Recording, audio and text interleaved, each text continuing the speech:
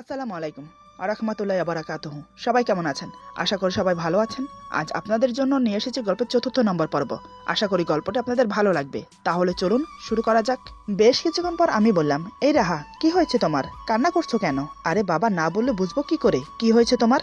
আমার কথা সে মাথা তুলে আমাকে এত কাছে দেখে হঠাৎ আমাকে ধাক্কা দিয়ে উঠে বসে। রাহা চোখের পানি মুছে রাগে গজগজ করতে করতে বলে, একটুখানি সুযোগ পেলে অমনি জড়িয়ে ধরতে ইচ্ছে করে, তাই না? আপনারা ছেলেরা সবাই এক সমান, সুযোগ পেলেই মেয়েদের উপর ঝাঁপিয়ে পড়েন। এখন তো আমার মনে হচ্ছে আপনিই আমাকে অপহরণ করেছেন, এমনকি আপনি নিজে থেকেই আমাকে বিয়ে করেছেন। এসব আপনার প্ল্যান ছিল, এখন আমার কাছে সাধু সাচ্ছেন, তাই না? ছি, ভাবতে আমার ঘৃণা লাগে যে এমন একটা ছেলের সাথে আমার বিয়ে হয়েছে। আমি শুধু আহাম্মকের মতো ওর দিকে তাকিয়ে রইলাম। ওর কথায় আমার রাগ হচ্ছে প্রচুর। এদিকে রাহা খুব রেগে আছে। আমি রেগে গিয়ে কিছু বলতে গেলে সমস্যা বাড়বে বই কমবে না, তাই চোখ মুখ বন্ধ করে জোরে জোরে শ্বাস নিতে লাগলাম রাগটা কমানোর জন্য।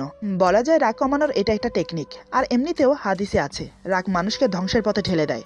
রাগ দেখিয়ে কখনো কোনো কিছু সমাধান করা যায় না, এমনকি রাগ সম্বরণকারীদের জন্য আলাদা নেকি দানের উল্লেখ আছে। আমাদের প্রিয় নবী হযরত মুহাম্মদ সাল্লাল্লাহু আলাইহি সাল্লাম বলেছেন, হে উম্মতগণ, এমন কাজ থেকে বিরত থাকো যে কাজ তোমাদের ভিতরে রাগ সৃষ্টি করে, একে অপরের সাথে ঝগড়া বিবাদ মারামারি করতে বাধ্য করে। রাগ মানুষকে পাপের পথে ঠেলে দেয়, তাই কেউ রেগে গেলে তার সাথে ঠান্ডা মেজাজে এমনকি মুচকি হেসে কথা বলবে, নয়তোবা চুপ থাকবে। যে রাগ সম্বরণ করে তার আমল নামায় যেমন নেকি লেখা হয়, তেমনি যে চুপ থাকে তার আমল নামায়ও নেকি লেখা হয়। আল হাদিস। যাই হোক, বেশ কিছুক্ষণ পর আমি উঠে বসলাম। পাশে থাকা টি টেবিলে রাখা পানির গ্লাসটা ওকে এগিয়ে দিয়ে বললাম, পানিটা খেয়ে নাও। রাহা হাত দিয়ে সরিয়ে বলে, আমি খাবো না। আমি বললাম, পানিটা খেয়ে নিতে বলছি। রাহা একবার আমার মুখের দিকে তাকিয়ে পানির গ্লাসটা নিয়ে ঢকঢক করে পানিটা খেয়ে নিল। আমি খুব ঠান্ডা গলায় বললাম, দেখো, বারবার আমাকে দোষ দেওয়াটা না বন্ধ করো। তুমি এত আহামরি সুন্দরী না যে তোমাকে তুলে নিয়ে গিয়ে বিয়ে করতে হবে। আচ্ছা, তুমি আমাকে এটা বলো তো, পুলিশকে তুমি খবর দিয়েছিলে নাকি আমি খবর দিয়েছিলাম? তুমি যদি পুলিশকে খবর না দিতে তাহলে আমাকে ট্যাপে পড়ে তোমাকে বিয়ে করতে হতো না। আমার কোনো শখ জাগেনি, বুঝলে, তোমার মতো মেয়েকে বিয়ে করার। নিহাত মান সম্মানের কথা চিন্তা করে তোমাকে বিয়ে করেছি, আর বাকি রইল তোমাকে ছোঁয়ার। আচ্ছা, তুমি আমাকে একটা কথা বলো তো, তোমার আমার বিয়ে হয়েছে পর্যন্ত আমি কতবার তোমার কাছে এসেছি, এমনকি তোমার চোখে চোখ রেখে কতবার কথা বলেছি। এক বিছানায় থাকি না পর্যন্ত ছোঁয়ার তো কোনো প্রশ্নই আসে না।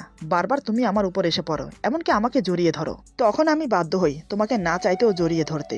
সেটা যদি আমার অন্যায় হয়ে থাকে তাহলে আমি সরি বলছি, পারলে আমাকে ক্ষমা করো। আর আজকের পর থেকে আমার থেকে দূরত্ব বজায় রেখে থাকবে। না তোমার প্রতি আমার কোনো ইন্টারেস্ট আছে, না তোমার এই শরীরটার প্রতি। আমি ওই ধরনের ছেলে না। আর একটা কথা, তুমি এত রাতে কান্না করছিলে কেন? কি হয়েছিল? বাজে কোনো স্বপ্ন দেখেছো বুঝি? রাহা এবার নিজের ভুলটা বুঝতে পারে যে সে আমাকে ভুল বুঝে অযথা আমার উপর রাগারাগি চেঁচামেচি করেছে। রাহা কান্না মিশ্রিত কণ্ঠে বলে, সরি, হঠাৎ আপনাকে এত কাছে দেখে আমি ভেবেছিলাম অন্য কিছু, তাই নিজেকে ঠিক রাখতে পারিনি। ভুল হয়েছে আমার, মাফ করে দিন। আমি বললাম, আর কান্না করছিলে কেন? রাহা বলে, হঠাৎ মা বাবার কথা মনে পড়েছে তাই। আমি বললাম, এটাই স্বাভাবিক, অনেকদিন ধরে তাদেরকে দেখছো না, তাই হয়তো মন খারাপ করছে। তুমি বরং একটা কাজ করো, কাল বাবার সাথে তোমাদের বাড়িতে চলে যাও। এমনিতেও কাল বাবা তোমাদের বাড়িতে যাবে। রাহা আমার দিকে তাকিয়ে বলে, সত্যি যাব? আমি বললাম, হ্যাঁ যাবে। রাহা বলে, আপনি কিছু মনে করবেন না তো? আমি বললাম, এখানে কিছু মনে করার কি আছে? তোমার নিজের বাড়িতে তুমি যেতেই পারো, সেখানে আমি কেন কিছু মনে করব? রাহা বলে, আপনি যাবেন না আমার সাথে? আমি বললাম, এখানে আমার যাওয়ার কথা আসছে কেন? আর এমনিতেও আমি গিয়েই বা কি করব? বাবা যাচ্ছে তোমার বাবার সাথে কথাবার্তা বলে আসবে। আমার পরিবার মেনে নিয়েছে আমাদের বিয়েটা। এখন প্রশ্ন হলো, তোমার ফ্যামিলি এই বিয়েটা মেনে নেবে তো? যদি মেনে নেয় তাহলে সব ঝামেলা মিটেই গেল, আর যদি মেনে না নেয়? রাহা বলে, আর যদি আমার ফ্যামিলি মেনে না নেয় তাহলে কি আপনি আমাকে ছেড়ে দেবেন? খুবই করুণ সুরে কথাটা বলে রাহা। আমি ওর মলিন মুখের দিকে তাকিয়ে বললাম, জানি না, দেখা যাক কি হয়। এখন ঘুমিয়ে পড়ো, পরেরটা পরে দেখা যাবে। এই বলে আমি উঠতে যাব। তখনই রাহা বলে, কোথায় যাচ্ছেন? আমি বললাম, ঘুমোতে। রাহা বলে, ঘুমোতে মানে আপনি খাটে ঘুমোবেন না? আমি বললাম, না। রাহা বলে, কেন? আমার কথায় বুঝি রাগ করেছেন? আমি বললাম, রাগ করাটা কি স্বাভাবিক নয়? কিছু না করেও যখন একটা মানুষ বারবার অপমানিত হয় তখন সেটা ইগোতে লাগে। তার চেয়ে বেটার আমি তোমার থেকে দূরে থাকি, সেটাই ভালো হবে। রাহা বলে, আমাকে ক্ষমা করবেন, আসলে আমি বুঝতে পারিনি। হঠাৎ কি থেকে যে কি হয়ে গেল সত্যি আমি জানি না। বিশ্বাস করুন, আমি মন থেকে আপনাকে কিচ্ছু বলিনি। আমি বললাম, থাক, আর কিছু বলতে হবে না, রাত অনেক হয়েছে, ঘুমিয়ে পড়ো। এই বলে আমি আবার খাটে এসে শুয়ে পড়লাম। রাহাও চুপচাপ আমার পাশে শুয়ে পড়লো। দুজন দুই দিকে ফিরে শুয়ে আছি, কারোর মাঝে কোনো কথা হচ্ছে না। দেখতে দেখতে রাত কাবার হয়ে গেল। সকাল থেকে রাহার মন ফুরফুরে, কারণ সে নিজের বাড়িতে যাবে। কতদিন পর মা বাবাকে দেখবে, নিজের চেনা মানুষগুলোকে দেখবে। চেনা বাড়িতে আজ অনেক দিন পর পা রাখতে যাচ্ছে। হঠাৎ সবাই ওকে দেখে কি করবে? ওদের রিয়েক্ট কেমন হবে, তারপর যখন শুনবে ওর বিয়ে হয়ে গেছে তখন সবার মুখের প্রতিক্রিয়া কেমন হবে, সবকিছু ভালো ভালো মিটে যাবে তো। আরো নানান রকমের কথা ভাবতে লাগলো। দেখতে দেখতে সকাল গড়িয়ে দুপুর, দুপুর গড়িয়ে বিকেল হলো। রাহা যাওয়ার জন্য রেডি হয়ে বসে আছে। এদিকে আমি ছিলাম না, আমি তখন অফিসে ছিলাম। আমাকে না বলে, এমনকি আমাকে না দেখে যাওয়ার কোনো ইচ্ছে ছিল না রাহার, কিন্তু সেটা মুখে প্রকাশ করে বলতে পারছে না লজ্জায়। বাধ্য হয়ে বাবার সাথে চলে গেল নিজের বাড়িতে। প্রায় ঘন্টাখানেক পথ চলার পর ওদের বাড়িতে গিয়ে পৌঁছলো। বাবাকে সাথে করে নিয়ে মেন দরজার কাছে দাঁড়িয়ে কলিং বেল প্রেস করতেই মেয়েটির মা এসে দরজা খুলে দিল। দরজা খুলে রাহাকে দেখে ওর মা তো অজ্ঞান হয়ে পড়ে যাওয়ার মতো অবস্থা। রাহা তাড়াতাড়ি মা বলে জড়িয়ে ধরে ফেলে। তারপর আর কি, বাবা মা দুজনেই মেয়েকে নিয়ে ব্যস্ত হয়ে পড়লো। ভাই তখন ঘরে ছিল না, অফিসে ছিল, তাই ভাইকে ফোন করা হলো। বোন ফিরেছে শোনার সাথে সাথে অফিসের সব কাজ ফেলে ছুটে এলো। বাবাকে ওর সাথে দেখতে পেয়ে মনে করেছে বাবা ওকে রাস্তা পেয়ে নিয়ে এসেছে, তাই বাবার হাত ধরে সবাই ধন্যবাদ জানাচ্ছে। এতক্ষণ রাহা কিছু বলছে না, মা বাবা ভাই যা বলছে সব শুনে যাচ্ছে। হঠাৎ রাহা বাবাকে উদ্দেশ্য করে বলে, বাবা আপনি বসুন, আমি আপনার জন্য চা নাস্তার ব্যবস্থা করছি। বাবা বলে, আরে না বৌমা, কিছু করতে হবে না, তুমি এখানে বসো। রাহাকে ফিরে পেয়ে যে শান্ত পরিবেশটা সৃষ্টি হয়েছিল, এখন বাবা আর রাহার কথা শুনে যেন বোম ব্লাস্ট হওয়ার মতো পরিবেশ হলো। রাহার মা বাবা ভাই সবাই একে অপরের মুখ দেখা দেখি করছে। রাহা এই লোকটাকে বাবা কেন ডাকছে, আর এই লোকটাই বা কেন ওকে বোমা বলে সম্বোধন করছে? কি হচ্ছে? কারো মাথায় কিছুই আসছে না। সবাই এবার জিজ্ঞাসু চোখ নিয়ে বাবার দিকে তাকালো। এদিকে বাবা রাহার হাত ধরে পাশে বসে মাথায় হাত বুলাচ্ছে। বাবা বলে, দেখুন আপনাদের মনে অনেক প্রশ্ন জাগছে, তাই তো? এটাই স্বাভাবিক। তবে শুনুন, আমি বলছি আসলে কি হয়েছিল। তারপর বাবা আমার মুখ থেকে শোনা সব কথা ওদেরকে খুলে বলল। সব শুনে তো রাহার মা বাবার রেগে মেগে আগুন। তারা ভেবে বসেছে আমি তাদের মেয়েকে অপহরণ করেছি, আমি তাদের মেয়েকে আমাকে বিয়ে করতে বাধ্য করেছি। সবই আমার প্ল্যান ছিল। একে একে সবাই বাবাকে অপমান করতে লাগলো, অথচ বাবা মাথা নিচু করে মুচকি হাসছে। বাবা এখনো পর্যন্ত তার পরিচয় দেয়নি। এদিকে বাবাকে অপমানিত হতে দেখে রাহা চুপ করে থাকতে পারল না। এই 3 দিন সে আমার ফ্যামিলির সাথে ছিল। আমার পরিবার যে তাকে কতটা আপন করে নিয়েছে, কতটা স্নেহ করেছে, সেটা সে নিজের চোখে দেখেছে। এখন নিজের শ্বশুরকে অপমানিত হতে দেখে খুব খারাপ লাগছে ওর। রাহা বলে, তোমরা সবাই চুপ করবে? ব্যাপারটা ভালো করে না বুঝে সে কখন থেকে ওনাকে এভাবে অপমান করে যাচ্ছ? একবার কি ভেবে দেখেছো, ওই সময়টায় ওনার ছেলের গাড়িতে যদি না থাকতাম, যদি অন্য কারোর গাড়িতে থাকতাম, তাহলে কি তোমরা আমাকে অক্ষত অবস্থায় পেতে? এতদিন হয়তো আমার শরীরটা চিল কাক ছিঁড়ে ছিঁড়ে খেত, নয়তোবা পাচার হয়ে যেতাম বাইরের কোনো দেশে। ওনার ছেলের গাড়িতে আমি কি করে এসেছি সেটা বড় কথা না। বড় কথা হলো উনি আমাকে এতদিন সম্মানের সাথে আগলে রেখেছেন। ইনফ্যাক্ট আমি ওনাকে ভুল বুঝে পুলিশকে খবর দিয়েছিলাম, কিন্তু সেখানেই মস্ত বড় ভুল করেছি আমি কি করে জানবো পুলিশ আর ম্যানেজার মিলে যে ওনাকে প্রেসার দেবে আমাকে বিয়ে করতে? তাই উনি বাধ্য হলেন আমাকে বিয়ে করতে, আর আমিও মান সম্মানের কথা চিন্তা করে ওনাকে বিয়ে করলাম। এখন এখানে অস্বীকার করার মতো কিছুই নেই। মেয়েদের জীবনে তো বিয়ে একবারই হয়, সেটা যেমন করেই হোক। আর তোমরা হয়তো জানো না উনি কে, কাকে তোমরা এতক্ষণ ধরে অপমান করছো। তারপর রাহা বাবার দিকে তাকিয়ে বলে, বাবা আপনি চুপ করে আছেন কেন, কিছু বলছেন না যে? বাবা মুচকি হেসে বলে, ওনারা যা বলছে বলুক না, এখানে কিছু মনে করার কি আছে? ওনাদের মেয়ে হারিয়েছে, ওনারা তো বলবেই। এটা কি স্বাভাবিক নয় মা? রাহা বলে, কিন্তু তাই বলে বাবা এতগুলো কটু কথা আপনি সহ করে যাবেন? আমার ফ্যামিলির হয়ে আপনার কাছে ক্ষমা চাইছি, পারলে আমাদেরকে ক্ষমা করে দেবেন বাবা। বাবা বলে, এই দেখো পাগলি মেয়ে, তুমি কেন শুধু শুধু ক্ষমা চাইছো? আমি কিছু মনে করিনি, তুমি ভেতরে যাও, আমি তোমার মা বাবার সাথে কথা বলি। বাবার কথা মতো রাহা সবার দিকে এক নজর তাকিয়ে চলে গেল। তারপর বাবা বলতে শুরু করলো, দেখুন যা হবার হয়ে গেছে। বর্তমান আপনার মেয়ে আমার ছেলের বউ। আমি চাই না বিয়েটা নিয়ে কোনো ঝামেলা হোক, তাই আপনাদের কাছে আসা। এমনিতে ওদের বিয়ে হয়ে গেছে, এখন চাই দুই ফ্যামিলি একসাথে হয়ে ওদের বিয়েটা আবার ধুমধামের সাথে দিতে। সমাজে আপনাদের আমাদের একটা মান সম্মান আছে, নিশ্চয়ই বুঝতে পারছেন আমি কি বলতে চাইছি। রাহার বাবা বলে, কিন্তু আপনি এখনো পর্যন্ত আপনার পরিচয় দিলেন না, কে আপনি? বাবা মুচকি এসে বলে, এতক্ষণ পর্যন্ত আপনি জিজ্ঞাসা করেননি আমার পরিচয়, তাই আমিও বলিনি। এখন যখন জিজ্ঞেস করছেন তাহলে বলি, বিজনেসম্যান তারিফুল হাসানের নাম শুনেছেন তো? নিশ্চয় শুনে থাকবেন, তাকে কে না চেনে? রাহার বড় ভাই বলে, আরে ওনাকে কে না চেনে, উনি তো অনেক বড় বিজনেসম্যান। সচরাচর ওনার কোম্পানির সাথে আমার একটা বিজনেস ডিল হয়েছে। তবে ওনার দায়িত্বে ওনার ছেলে আছেন, শুনেছি বাবার মতো ছেলেও খুব ভালো। তার সাথে আমার ডিল হয়েছে। ওনার সাথে কথা বলে বুঝলাম অনেক ভালো, অনেক অমায়িক। কিন্তু আপনি কে, তার কথাই বা কেন বলছেন? বাবা বলে, আসলে আমি সেই তারিফুল হাসান যার সাথে তুমি ডিল করেছো।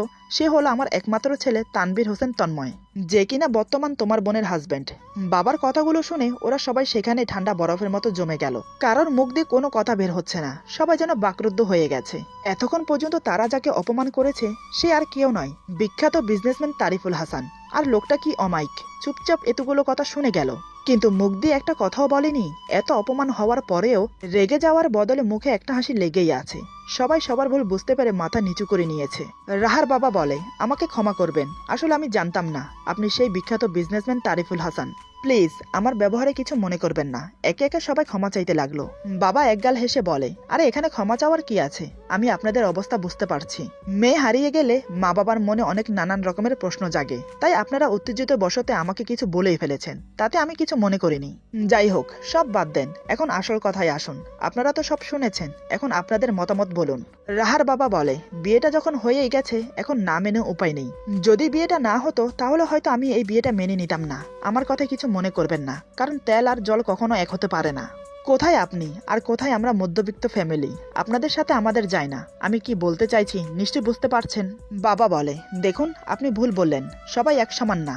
আমার ছেলে আপনার মেয়েকে বিয়ে করেছে বলে আমি এখানে আসিনি। এই বিয়েটা না হলেও যদি আমার ছেলে আপনার মেয়েকে পছন্দ করত, তারপরও আমি আসতাম আমার ছেলের জন্য আপনার মেয়ের হাত চাইতে। টাকা পয়সা কোনো মানে রাখে না, ওটা তো আল্লাহর দান। এখন দিয়েছেন, কখন আবার একসাথে সব টান দিয়ে নিয়ে যাবেন বলা যায় না। তাই ওসবের অহংকার আমি করি না। আমি সাধারণ মানুষ হিসেবে বাঁচতে চাই। দেখুন যা হবার হয়ে গেছে, ওসব টেনে লম্বা করে কোনো ফায়দা নেই। তার চেয়ে বরং বিয়ের তারিখ ঠিক করে ফেলি। আমার ছেলেকে তো আপনার ছেলে দেখেছে। আর হ্যাঁ, যদি আপনারা দেখতে চান তাহলে দেখতে পারেন, ফোন করলেই এখানে চলে আসবে। দাঁড়ান 1 মিনিট। এই বলে বাবা আমাকে ফোন দিয়ে আসতে বলে ঠিকানা দিয়ে দিল। আমি সোজা অফিস থেকে রাহার বাড়িতে গেলাম। আমাকে দেখার পর কারোর মুখ দিয়ে কোনো কথাই বের হলো না। এমন একটা ছেলেকে তাদের মেয়ের জামাই হিসেবে পেয়েছে, এটা যেন অনেক কিছু। হঠাৎ রাহা চা নাস্তা নিয়ে সেখানে এলো। আমাকে দেখে তো সে অবাক হয়ে যায়। সে মনে মনে বলে, লোকটা আসবে, আমাকে বললে কি হতো। এভাবে কেউ কাউকে সারপ্রাইজ করে। একে একে সবাইকে চা দিল, শুধু আমাকে ছাড়া। রাহার মা বলে, কিরে মা, জামাই বাবাজিকে চা দিলি না যে? রাহা বলে, এখনই দিচ্ছি। এই বলে সে ভিতরে চলে গেল। কিছুক্ষণ পর আমার জন্য 1 কাপ চা নিয়ে এলো। সেটা আমার হাতে দেওয়ার সময় দুজন চোকাচোকি হলাম। আমি আসাতে সে যে খুশি হয়েছে সেটা বেশ বুঝতে পারলাম। আমি কোনো কথা না বলে চাটা শেষ করলাম। এদিকে সবাই টুকিটাকি কথা বলছে। রাহা ওর বড় ভাইয়ের পাশে দাঁড়িয়ে আমাকে দেখছে। আমি বাবাকে বললাম, বাবা তোমার কথা বলা হয়েছে? বাবা বলে, কেন, তুই কি আবার বেরোবি নাকি? আমি হাতের ঘড়ির দিকে তাকিয়ে বললাম, একটা জরুরি মিটিং আছে আমার, তাই আমাকে এখন যেতে হবে। বাবা বলে, তা বেশ তো, যা, তবে যাওয়ার আগে ওনাদের কথা শুনে যা। রাহার বাবা বলে, আরে না না, আমাদের কিছু জিজ্ঞেস করার নেই, তবে বলছিলাম যে রাতের খাবারটা খেয়ে গেলে ভালো হতো না বাবা। আমি বললাম, না মানে বাবা, একটা জরুরি মিটিং আছে, এখন না গেলেই নয়। আপনারা অনুমতি দিলে আমি এখন আসতে পারি। তারপর সবার থেকে অনুমতি নিয়ে চলে আসলাম। কিন্তু রাহার সাথে আমার কোনো কথা হয়নি। এটাতে রাহা মনে কষ্ট পায়। সে মনে মনে বলে, কিসের এত দেমাক লোকটার, আমার সাথে একটি কথাও বললো না।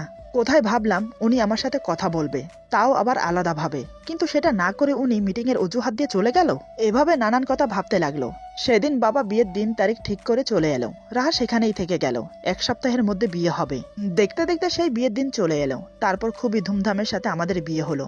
বিয়েতে পড়ার জন্য ওকে একটা লাল রঙের গ্রাউন দিয়েছিলাম। গ্রাউনের উপরে ফুল স্লিপের ঢোলা ঢালা একদম লম্বা কুটি সিস্টেম করা, যেটা বোরখার কাজ করবে, তাই এই ব্যবস্থা করেছিলাম। ধরে তো আর এটা বলতে পারি না ওকে যে বিয়েতে বোরখা পরতে হবে, তবে এটা বলেছিলাম অন্তত হেজাব পরো। বিয়ে বাড়িতে নানান রকমের পুরুষ মানুষ থাকে। আমার স্ত্রী যেমনই হোক, আমি কখনোই চাইবো না আমার স্ত্রীকে কেউ বাজে দৃষ্টিতে দেখুক, তাই আপাতত এই ব্যবস্থা করেছি। যতই সে আমার নাপছন্দের হোক না কেন, তারপরও তো সে আমার স্ত্রী, তার ভালো মন্দ দেখার দায়িত্ব তো আমারই। যাই হোক, বিয়ে হওয়ার পর সবার থেকে বিদায় নিয়ে ওকে নিয়ে আমাদের বাড়িতে এলাম। নিয়ম অনুযায়ী আজ আমাদের ফুলসজ্জা। এই নিয়ে 2বার ফুলসজ্জা হতে চলেছে। প্রথমটা তো মাঠে মারা গেল, কারণ দুজনের অসম্মতিতে বিয়ে হয়েছে। কিন্তু এখন তো দুজনের সম্মতিতেই বিয়ে হয়েছে, তাহলে কি ফুলসজ্জা হবে? আপনাদের কি মনে হয়? আমি বলে দিচ্ছি, সত্যি বলতে আমি এখন ওকে আমার মন থেকে মেনে নিতে পারিনি। পরে পারবো কিনা তাও জানি না। কেন জানি না, ওকে দেখলে আমার ভক্তি হয় না, মনের ভিতরে কোনো ফিলিংস জন্মায় না। মানুষের একটা পছন্দ অপছন্দনীয় ব্যাপার থাকে। আপনি আপনার জীবন সঙ্গিনী চয়েস করবেন নিজের পছন্দ মতো করে। আপনার পছন্দের মেয়েই আপনার জীবন সঙ্গিনী হবে। কিন্তু সেই জায়গায় যদি আপনার বিয়ে এমন একটা মেয়ের সাথে হয় যাকে আপনার পছন্দই হয়নি, সেক্ষেত্রে কি করবেন আপনি? যাই হোক, ফুল দিয়ে সাজানো খাটে বসে আছে রাহা। সে অপেক্ষা করছে আমার জন্য। এই বিয়ে যখন 2 ফ্যামিলির ইচ্ছেতে হয়েছে, এমনকি আমারও কোনো আপত্তি ছিল না, তাই সে মনে করেছে আমি তাকে মেনে নিয়েছি। আমিও তাকে পছন্দ করি। যদি না করতাম তাহলে কোনো একটা অজুহাত দিয়ে বিয়েটা ভেঙে দিতাম। কি করে ভেঙে দেই বলুন? যে জায়গায় আমার ফ্যামিলি সবকিছু মেনে নিয়েছে, এমনকি ওর ফ্যামিলিও আপত্তি করেনি, সে জায়গায় আমি কি করতে পারি, যেহেতু অলরেডি বিয়ে হয়ে গেছে আমাদের। যাই হোক, রাত 12টার দিকে আমি রুমে গেলাম। রুমে প্রবেশ করে দরজা লাগানোর শব্দ শুনে রাহা কেঁপে ওঠে। ওর বুকটা দুরু দুরু করে ওঠে। এরপর কি হবে সেটা ভেবে আমি দরজা লাগিয়ে সোফায় গা এলিয়ে দিয়ে ভাবছি, কি করব এখন, আমার কি করা উচিত। এদিকে রাহা বড় ঘুমটা দিয়ে চুপচাপ বসে ভাবছে। এই বুঝে আমি এসে ওর পাশে বসলাম। এই বুঝে আমি ওর মাথার ঘুমটা সরিয়ে ওর মিষ্টি মুখটা দেখে তারিফ করলাম। খুবই রোমান্টিক অনুভূতি কাজ করছে ওর মাঝে। ওদিকে সে খেয়ালই করলো না যে আমি সোফায় শুয়ে পড়েছি আর আমার চোখে ঘুম নেমে এসেছে। আসলে আমি ভাবতে ভাবতে ঘুমিয়ে গেছি।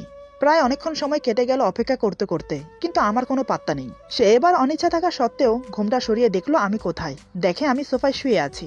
এটা দেখে বেশ অবাক হয়। কিছুক্ষণ আমার দিকে ওভাবে তাকিয়ে থাকে। তার বোধগম্য হচ্ছে না আমি কেন সোফায় ঘুমিয়েছি।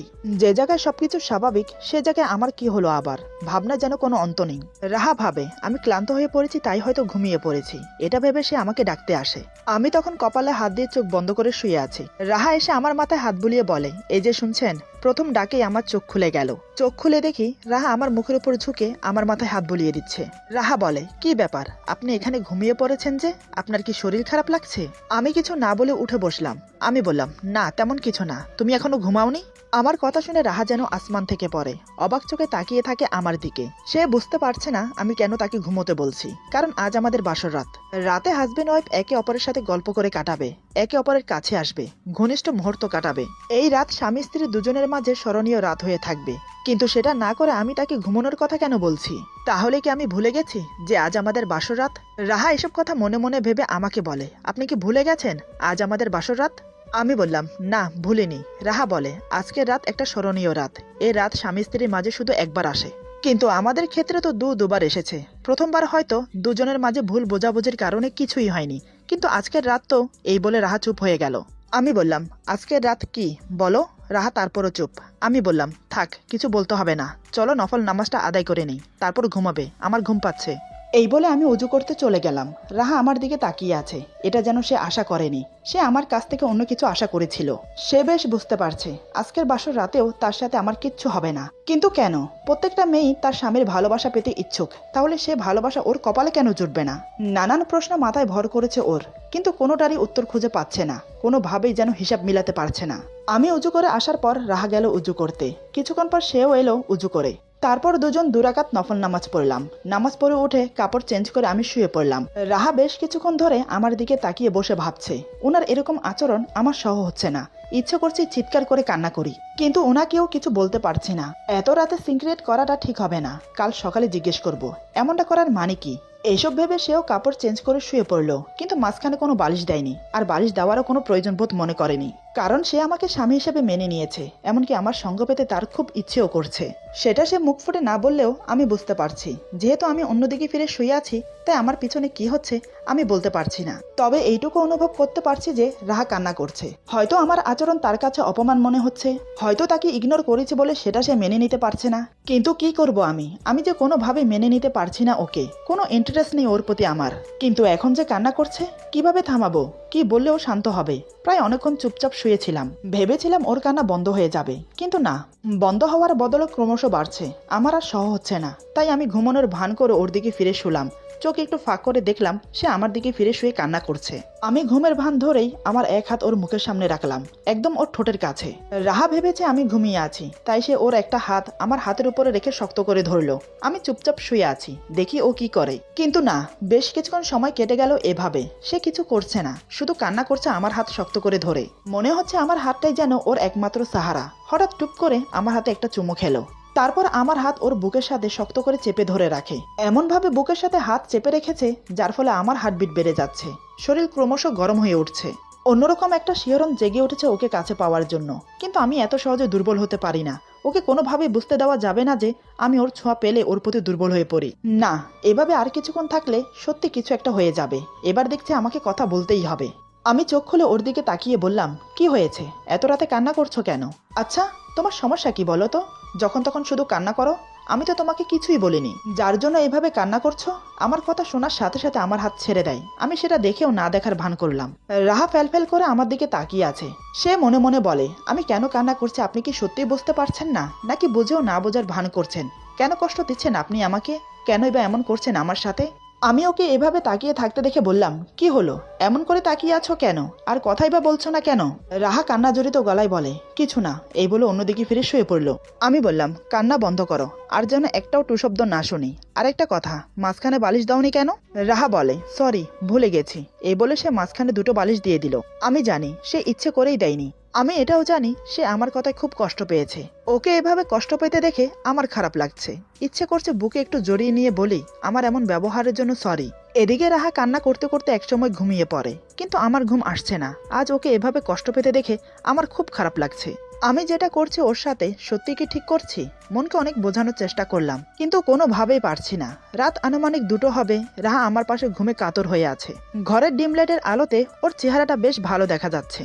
আমি ওর দিকে ফিরে ওকে দেখতে লাগলাম। ওর কান্নামাখা মুখটা দেখে নিজেকে অপরাধী মনে হচ্ছে। একসময় না পেরে মাঝখানের বালিশগুলো সরিয়ে আস্তে করে ওকে বুকে টেনে নিলাম। ওর মলিন মুখটায় হাত বুলিয়ে কপালে একটা চুমু দিলাম। ওর ভেজা চোখে আলতো করে চুমু খেলাম। মাথার চুলের মুঠে আলতো করে ধরে বুকের সাথে চেপে ধরি। তখনই ওর চুলের মিষ্টি গন্ধটা নাকে এসে লাগতেই চোখ বন্ধ করে সেখানে মুখ গুজে জোরে একটা নিঃশ্বাস নিলাম। আমি যেন সেখানে নিজেকে হারিয়ে ফেলছি। ওর দুগালে চুমু খেয়ে যখন ওর দিকে তাকালাম, তখন খুব ইচ্ছে করছিল ওর ঠোঁটে একটা চুমু খাই, কিন্তু নিজের বিবেকে বাধছে। তাই আর সামনে না এগিয়ে ওকে ওর জায়গায় শুইয়ে দিয়ে আমি আমার জায়গায় এসে শুয়ে পড়ি। একসময় নানান কথা ভাবতে ভাবতে ঘুমিয়ে পড়ি। সকালে রাহার আগে আমার ঘুম ভাঙে, কিন্তু ঘুম থেকে উঠে হঠাৎ এমন দৃশ্য দেখবো সেটা আশা করিনি। ভাবতে পারিনি এমন হবে। কি থেকে কি হয়ে গেল কিছুই বুঝতে পারছি না। কেন এমনটা হচ্ছে? সে কি নিজের ইচ্ছায় এমনটা করছে? কি করতে চায় সে? এরপর যা হলো। আজকের গল্প এখানে সমাপ্ত। গল্পের বাকি অংশ পেয়ে যাবেন আগামী পর্বে। আশা করি গল্পটা আপনাদের ভালো লাগবে। যদি ভালো লাগে তাহলে লাইক, কমেন্ট এবং সাবস্ক্রাইব করে আমাদের পাশে থাকবেন। পাশে থাকা বেল আইকন প্রেস করে দেবেন, তাহলে আমাদের নিত্য নতুন ভিডিও আপনাদের কাছে পৌঁছে যাবে।